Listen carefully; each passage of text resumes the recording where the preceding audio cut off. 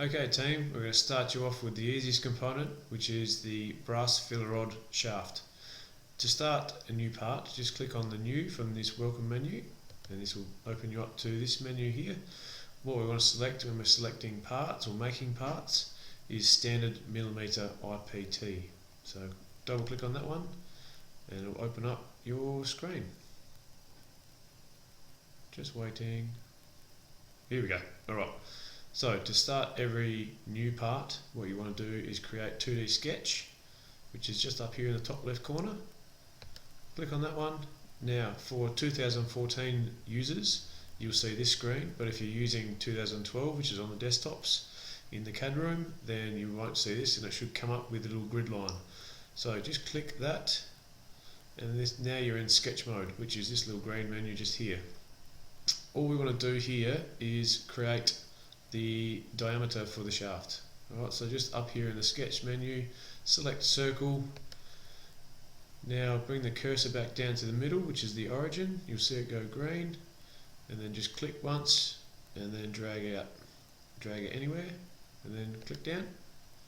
Now our brass filler rod shaft is 1.6, so we want to make sure we dimension it so that it's 1.6 millimeters. So selecting the dimension tool up here, then come down, hover over the circle, click once, drag out, then click again to locate it. Now you can just click on the dimension, and we want to make that 1.6 millimeters.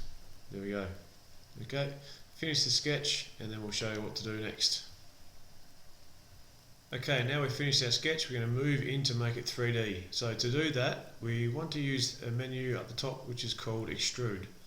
Alright, so this is where we click on this and it'll turn our 2D shape into a 3D shape. So just click Extrude. Now what it's going to do is automatically select that circle because it's the only shape that it can recognise. And over here in this menu here, this is how we can determine the length of how far we want it to extrude out. Now in this case we need to make it 200 millimeters, which is the same length of our pipe eventually. So all we need to do here is click in here and make it 200, and you'll see the preview. Just hit OK, and now to get our view back center, just use this little cube at the top and always click on the corner and it'll center it back in. There we have it. That is our little shaft. We'll just do a few little cosmetics things next. Now we're going to make it look like it is brass, so all we need to do here is just go up to the top menu where it says default, and this is our little appearance tab.